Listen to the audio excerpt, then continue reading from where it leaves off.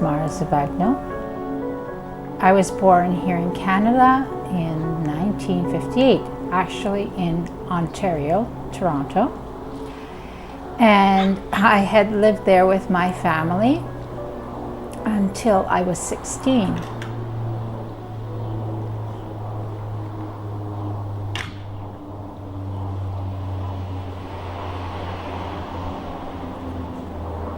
My father just felt the urge to help out his mother, so they sold their house in Toronto and bought a house in Italy.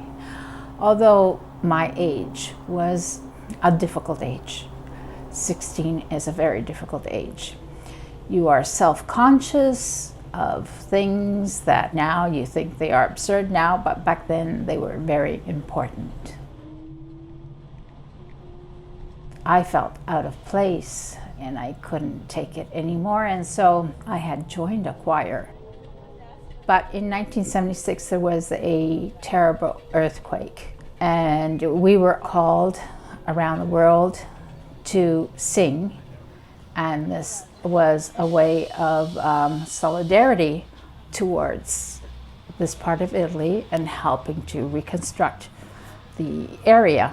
And when we were called to Toronto, which was my hometown, I guess I was very lucky that gave me the opportunity to stay back. While the rest of the choir went back to Italy, I stayed behind.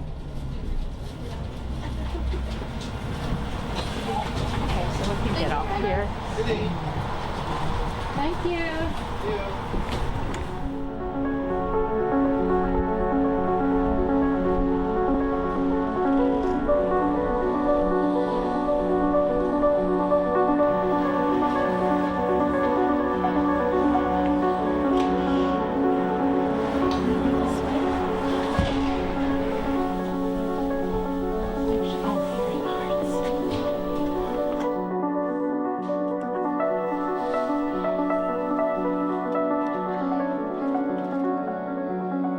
That is an okay brand. I don't mind. I like the color more in this one. Oh, thank you. No problem. It might be easier if it lays down. Yes. Looks like a fun art project. Yes. Enjoy. Okay, thank you. Thanks, guys. Good Have a great day. Thank you. So now we can continue our journey to the art gallery.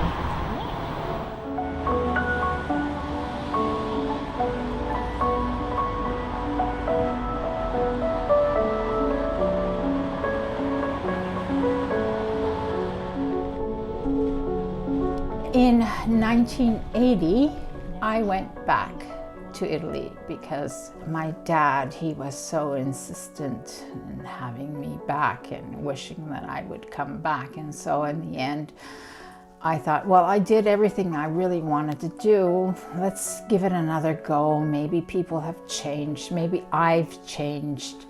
You know, it might be easier for me. And yeah, it was easier.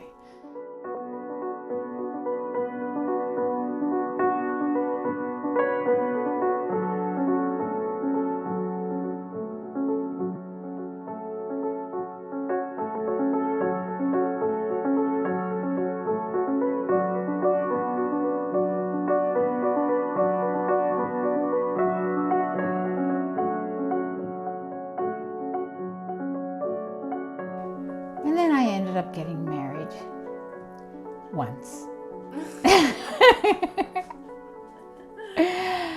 And it didn't work out very well.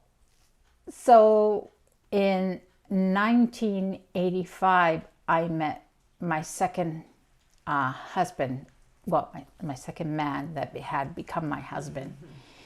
We got married in 1989. We opened the bakery.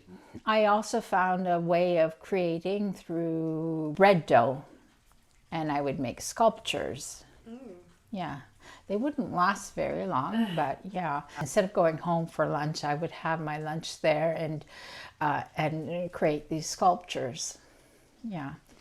And then in 2011, the tax situation wasn't very good. It was a very heavy tax situation in Italy, like income tax on business. And so we decided to close because it was just getting too much. And not only that, the building was falling apart.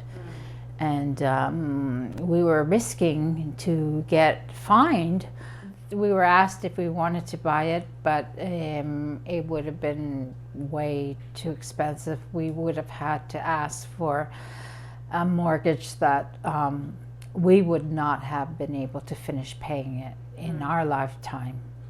So it would have been a burden on our children as well.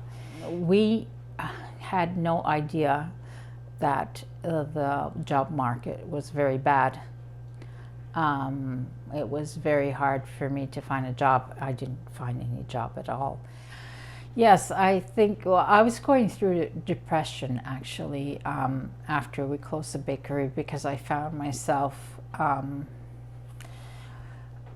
like out of, it was so hard. Like you wake up every day and you have a job, you go to a job, right? And then all of a sudden you don't have that. And it's really hard. Even though I had my art, it was really hard to get organized and think of how I can like get by.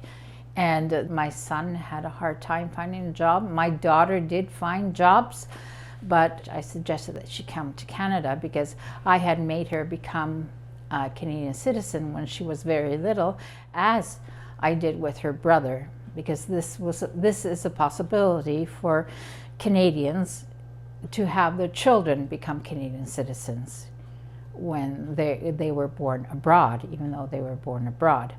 She liked it here, and then after a year she says, "Mom, why don't you come and work for Lush? I'm sure you'll get a job here." And so she actually talked to a manager in the bubbles department, and he called me through Skype, and we had an interview through Skype, and that's how I was hired. Yeah, and I liked it so much that my husband could tell, when I went back, could tell in my face that I didn't have enough of Canada. And so he said, "Well, if they want you to go to work again, why don't you just say yes?" And that's what I've been doing. And actually it works out very well, because work in my department slows down in the summertime, and I could go to Italy in the summertime and spend the summer in Italy and then come back in September. And your husband never thought about coming here with you? Well, it's difficult for my husband because he's lived all his life in Italy, and he has a very hard time learning a new language because he is deaf, and so this creates a barrier in him learning a new language. We find our balance. Let's say there are times when we do miss each other, but like we keep ourselves busy. Like my work and my art keeps me busy all the time, and like sometimes I just don't have time to think in. So not having time is a positive way of not feeling like missing someone, you know.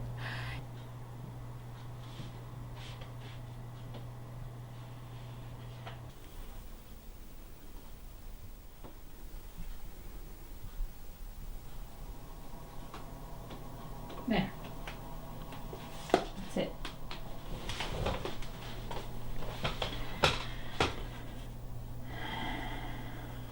I think I'm gonna need smaller hearts.